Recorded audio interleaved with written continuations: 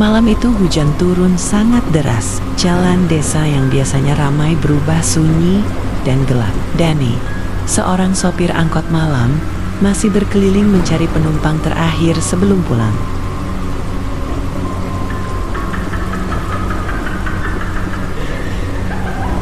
Tanpa banyak bicara, perempuan misterius itu masuk ke dalam angkot dan duduk di kursi paling belakang. Suasana di dalam mobil tiba-tiba terasa dingin dan tidak nyaman.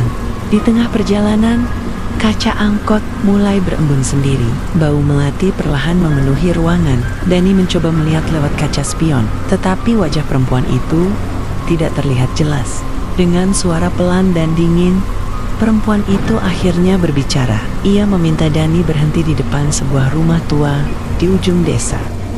Angkot berhenti tepat di depan rumah kayu yang gelap dan usang. Perempuan itu turun perlahan, lalu masuk ke dalam rumah tanpa menoleh sedikit pun.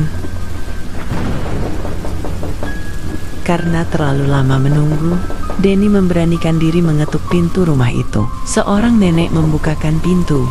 Saat Danny menjelaskan tentang perempuan berkebaya putih tadi, wajah nenek itu langsung pucat. Ia lalu menunjuk sebuah foto lama yang tergantung di dinding rumah.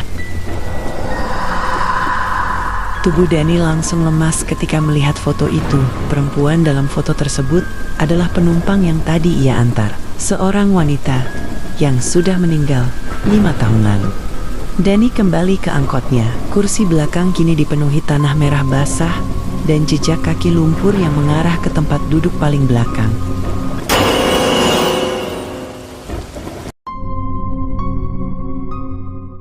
Malam itu hujan turun sangat deras. Jalan desa yang biasanya ramai berubah sunyi dan gelap. Danny, seorang sopir angkot malam, masih berkeliling mencari penumpang terakhir sebelum pulang.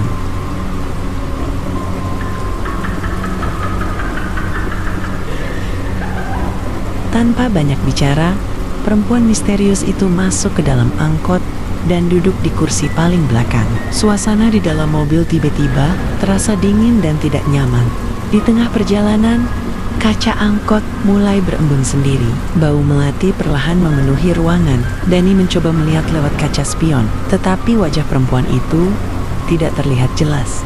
Dengan suara pelan dan dingin, perempuan itu akhirnya berbicara. Ia meminta Danny berhenti di depan sebuah rumah tua di ujung desa. Angkot berhenti tepat di depan rumah kayu yang gelap dan usang. Perempuan itu turun perlahan, lalu masuk ke dalam rumah tanpa menoleh sedikit pun.